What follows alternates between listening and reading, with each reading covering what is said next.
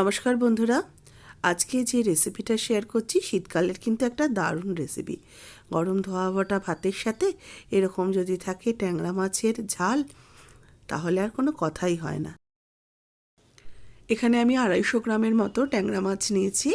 ট্যাংরা মাছের মধ্যে হাফ চা চামচ লবণ, হাফ চা চামচ হলুদ গুঁড়ো আর 1 চা চামচ কাঁচা সর্ষের তেল দিয়ে ভালো করে মাখিয়ে নেব। শীতকালে তো এখন বিভিন্ন রকম ট্যাংরা মাছ ওঠে, তাতে কিন্তু বজুরি ট্যাংরা, এই কলসি ট্যাংরা, এই ধরনের ট্যাংরা মাছগুলো কিন্তু খুব ভালো পাওয়া যায়। এগুলো কিন্তু খুব স্বাদ, খেতে কিন্তু বেশ ভালো লাগে। একটু অল্প তেল মশলায় রান্না করলে এর স্বাদ হয় কিন্তু দারুণ। মাছগুলোকে একটু লবণ হলুদ মাখিয়ে নিলাম, আর মাছগুলো যেহেতু তেলে দিলে ফাটার সম্ভাবনা থাকে, সেজন্য একটু কাঁচা সর্ষের তেল লাগিয়ে নিলাম। এবার এই মাছগুলোকে ভেজে নেব। তার জন্য কড়াইতে সর্ষের তেল গরম হতে বসিয়েছি।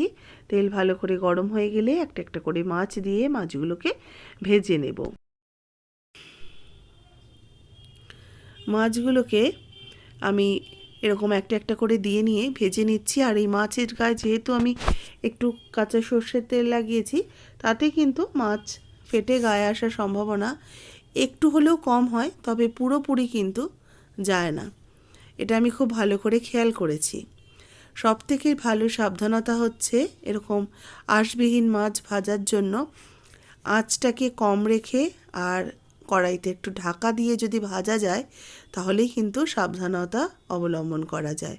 আর না হলে অনেক কিছুই দিয়ে দেখেছি, আটা, টক দই, কাঁচা সর্ষের তেল, ঠিক টুকটাক টুকটাক কিন্তু ফেটে গায়ে আসতেই থাকে। তো যাই হোক, একটা ব্যাচের মাছ আমার ভাজা হয়ে গেল। পরবর্তী ব্যাচের মাছগুলোকেও একই রকমভাবে দিয়ে দিচ্ছি ভেজে নেওয়ার জন্য।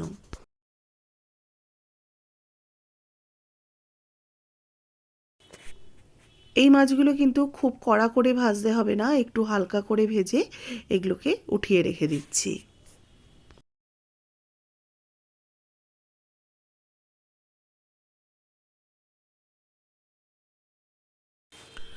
এবার ওই তেলের মধ্যেই দিয়ে দিচ্ছি কালো জিরে, হাফ চা চামচ দিলাম কালো জিরে, আর এর সাথে দেবো একটু কোচানো পেঁয়াজ আর দুটো কাঁচা লঙ্কা। লঙ্কা আর পেঁয়াজটাকে এর সাথে একটু ভেজে নেব।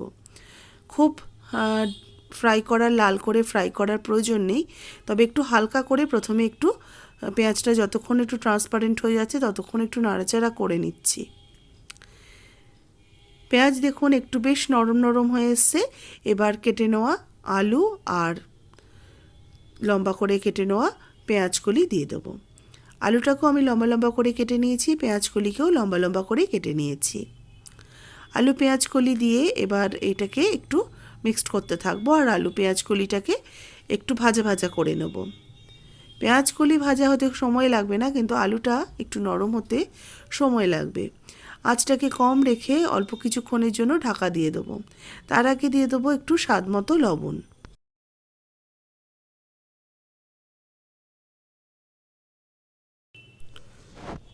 স্বাদ মতো একেবারেই লবণটা দিয়ে দিলাম, যাতে আর পরে দিতে না হয়। এবার ভালো করে পেঁয়াজ কলি আর আলুটাকে মিক্সড করে নিয়ে এবার এটাকে একটু ঢাকা দিয়ে রেখে দিচ্ছি। মিনিট দুয়েক ঢাকা দিয়ে রেখেছিলাম যাতে পেঁয়াজ কলি আলু বেশ নরম নরম হয়ে যায়। একটু ভালো করে আবারও মিক্সড করে নিয়ে দিয়ে দেবো একটু টমেটো পেস্ট। টমেটোটাকে একটু গ্রেটারে গ্রেট করে নিয়ে দিয়ে দিলাম। এখানে একটা টমেটো দিয়ে, টমেটো পেস্টের জায়গায় কিন্তু একটু টমেটো কুচিও ব্যবহার করতে পারেন, তবে আমার একটু টমেটো পেস্ট দিলাম যাতে টেস্টটা একটু ভালো হয়, একটু টক মিষ্টি ব্যাপারটা আসে।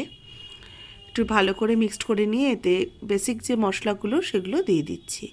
হলুদ গুঁড়ো হাফ চা চামচ, কাশ্মীরি লাল লঙ্কার গুঁড়ো হাফ চা চামচ, আর দেবো জিরের গুঁড়ো হাফ চা চামচেরও কম, মানে এখানে 1/4 টিস্পুন মতো জিরের গুঁড়ো দিলাম। কারণ এই সব রান্নায় কিন্তু মশলার পরিমাণটা খুবই কম লাগে। একটু টমেটো, ধনেপাতা এইসব দিয়েই কিন্তু খেতে বেশ ভালো লাগে। সামান্য একটু জল দিয়ে মশলাটাকে একটু কষিয়ে নিচ্ছি। দেখুন আস্তে আস্তে মশলাটা থেকে তেল ছাড়তে শুরু করেছে। তারপরে আমি 1 কাপের মতো জল দিয়ে দিলাম। একটু জল দিয়ে মশলাটাকে ভালো করে মিশিয়ে নিচ্ছি। আর এই ঝোলটা তো ঝোল হবে না, একটু গামাখা হবে। জলটা ভালো করে মিশিয়ে নিয়ে এতে ভেজে রাখা ট্যাংরা মাছের পিসগুলো দিয়ে দেবো। মাছটা যে রেখেছিলাম পাত্রতে তার জুসটা কিন্তু দিয়ে দিলাম। এবার মাছগুলো ভালো করে একটুখানি ঝোলের মধ্যে এপিটোপিট করে নিচ্ছি, দিয়ে এটা মিডিয়াম টু হাই হিটে কিছুক্ষণ ফুটিয়ে নেব। 2-1 মিনিট ভালো করে এগুলোকে একটু ফুটিয়ে নিচ্ছি ঝোলটাকে। দেখুন ফুটিয়ে যখন ঝোলটা একটু বেশ গাঢ় হয়ে এসছে, নামানোর আগে বেশ খানিকটা ধনেপাতা কুচি উপর থেকে ছড়িয়ে দিচ্ছি। এতে কিন্তু সামান্য একটু কাঁচা সর্ষের তেল ওপর থেকে ছড়াতে পারেন, তবে আজকে আমি সেটা আর দিইনি। এই ধনেপাতাটা দিয়ে একটু ঢাকা দিয়ে রেখে দেব, তারপরে ঢাকাটা সরিয়ে নিয়ে এটাকে নামিয়ে সার্ভ করে নিচ্ছি। তৈরি হয়ে গেছে ঝাল ঝাল টক ঝাল সমস্ত স্বাদেরই একটা ট্যাংরা মাছের ঝাল চচ্চড়ি। গরম ধোয়া ওঠা ভাতের সাথে শীতের দুপুরবেলায় খেতে কিন্তু ভীষণ ভালো লাগে। অবশ্যই রেসিপি তৈরি করে ভালো লাগলে কমেন্টস করে জানাবেন, লাইক করবেন, শেয়ার করবেন, যারা নতুন দেখছেন সাবস্ক্রাইব করবেন।